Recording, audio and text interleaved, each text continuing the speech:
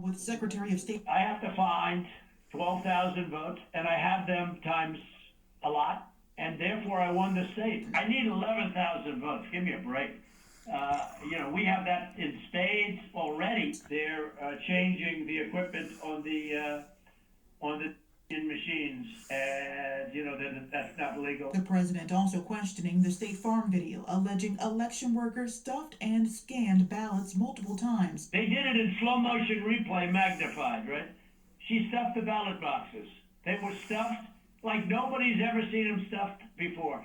Every time President Trump on this phone call makes a valid point about irregularities, shenanigans, fraud, stealing, double counting, questionable machines, questionable things caught on video about people taking out secret ballots and putting in the machines several times, we have Brad here just going Raffensperger saying, oh no, this is all right. We've proven that this is all false or whatever. And that is the back and forth that they're calling tumultuous between the president and the Secretary of State of Georgia. President Trump brings up valid concerns and Brad just dismisses them as, oh, we checked on that. Everything is all right. And President Trump is not an idiot, and he's not going to fall for the stupid okey doke and the swampy replies that were given to him by the Secretary of State. We did an audit of that, and we proved conclusively that they were not scanned 3 times. But nobody can make a case for that, Brett. Nobody. I mean, look, you'd have to be a child to think anything other than that. Just a child. President Trump sees that he's going nowhere. He perhaps has solidified in his mind that, yes, everything he knows about Raffensperger, that he is a deep state swamp. Who knows what the real play was here? I think President Trump at this point knew that Brad was not willing to play ball, that he is complicit in this. Perhaps this was a trap. Perhaps this was a final opportunity before the truth comes out to have Brad do the right thing and perhaps not reap the rewards or the consequences of his actions when everything is made public. And we've had a lot of stuff made public already, but once Wednesday comes around and Congress has to debate this, and what happened in Georgia is shown yet again, maybe with more details than we've seen already, more proof and evidence, then we're going to see what a traitor Brad is. Not just to the party, not just to the president. We're not even talking about that. To the Constitution, to the people, and to the law. He is a criminal. And perhaps President Trump was giving him one last opportunity to play ball, to do the right thing, and escape the justice that's coming. I don't know what the answer is. But I do know that President Trump is very well aware of the dirty, swampy crimes of Brad and how complicit he is in this whole thing. Why? Because Patrick Byrne has said so, Sidney Powell has said so, and they have been in President Trump's ear with evidence of the shenanigans that they have found. President Trump has seen the evidence. He is no dummy.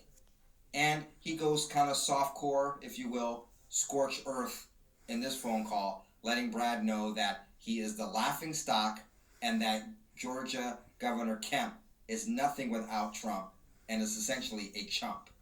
And let me tell you, folks, these are 2 Republicans that are going to end up paying the price for their acts of treason and fraud.